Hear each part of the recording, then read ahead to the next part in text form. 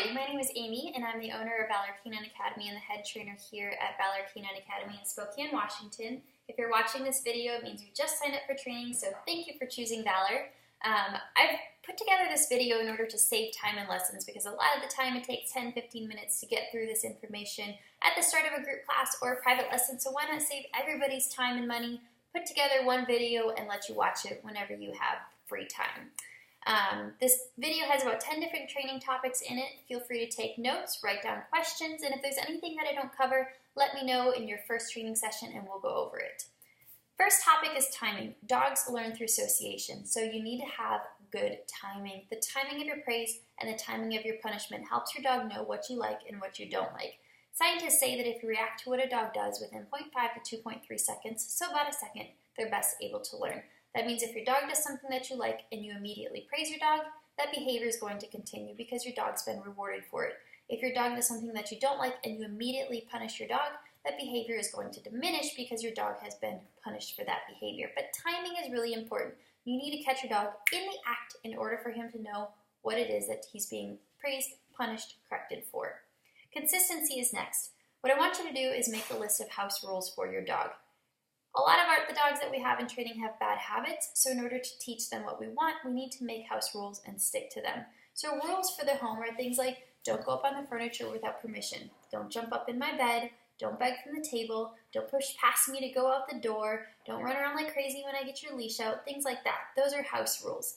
In place of the bad behaviors that your dog does right now, we're going to teach you through training better behaviors. Things like going to the place bed instead of begging from the dinner table, going to the place bed when someone rings the doorbell instead of barking like crazy at the door, things like that.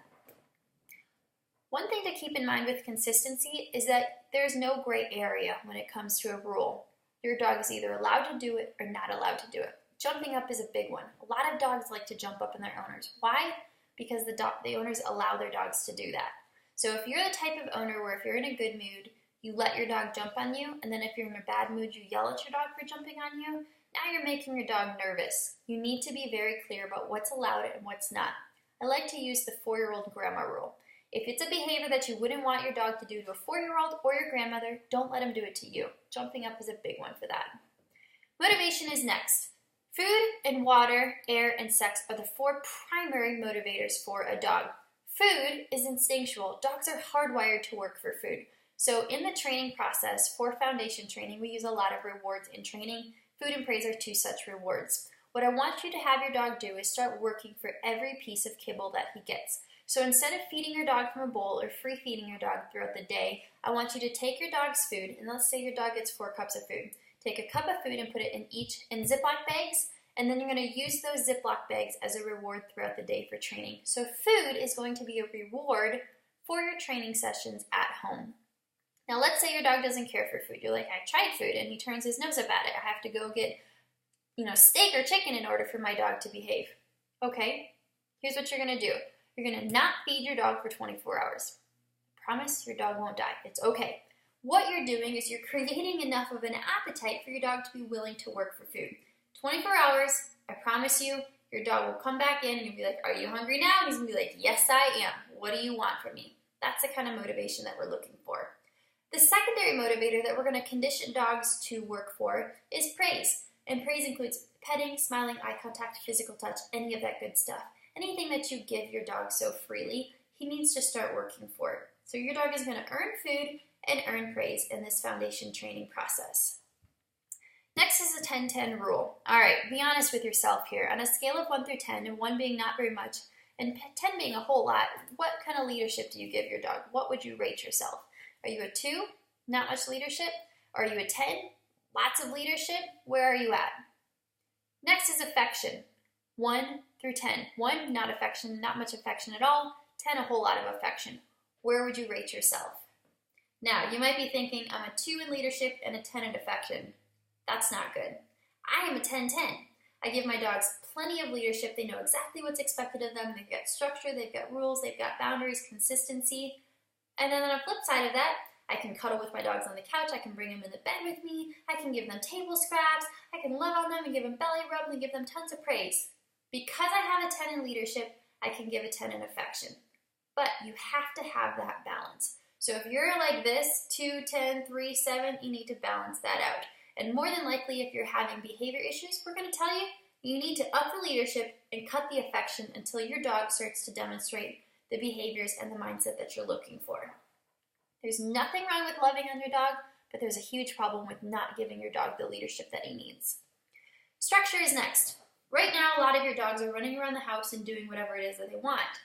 If they're in the backyard for a couple hours, they might be digging holes. If they're in the house, they might be chewing on the blinds. Who knows?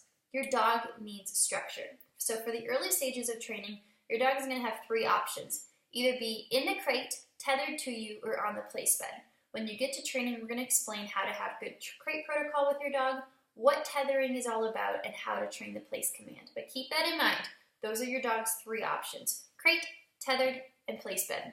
Training sessions is next. When you're doing a training session with your dog, you don't need to do 60 minutes of place bed training. Here's what you need to do. You need to do short sessions, 5 to 10 minutes long.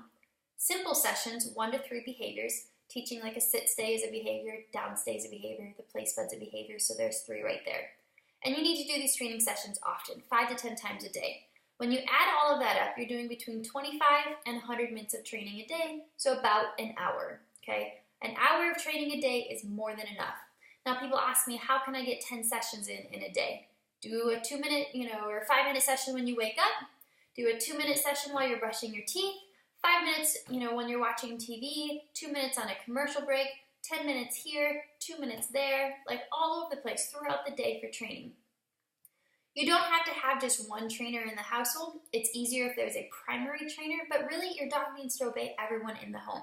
So don't be afraid to have your husband work with the dog, your wife work with the dog, have your kids work with the dog. Just make sure that there's consistency within those commands and that your dog is getting enough training throughout the day. The art of doing nothing is something that we're going to work on with your dog because a lot of the dogs that we get are very anxious, they're very stressed, a lot of whining, a lot of pacing, and just general anxiety.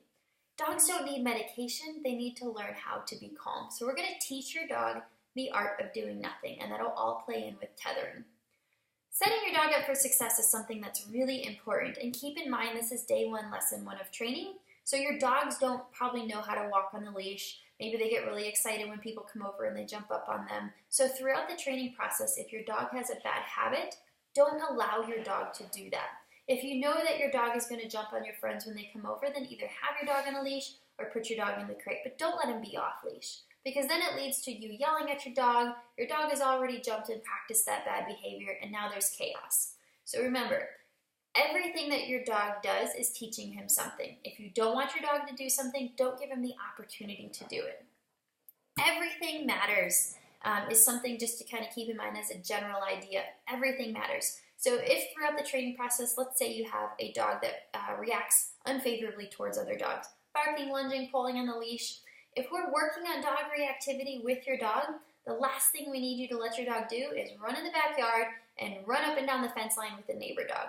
So if we're working on something in training and at home you're allowing that behavior to happen, that's a big deal. You need to make that stop.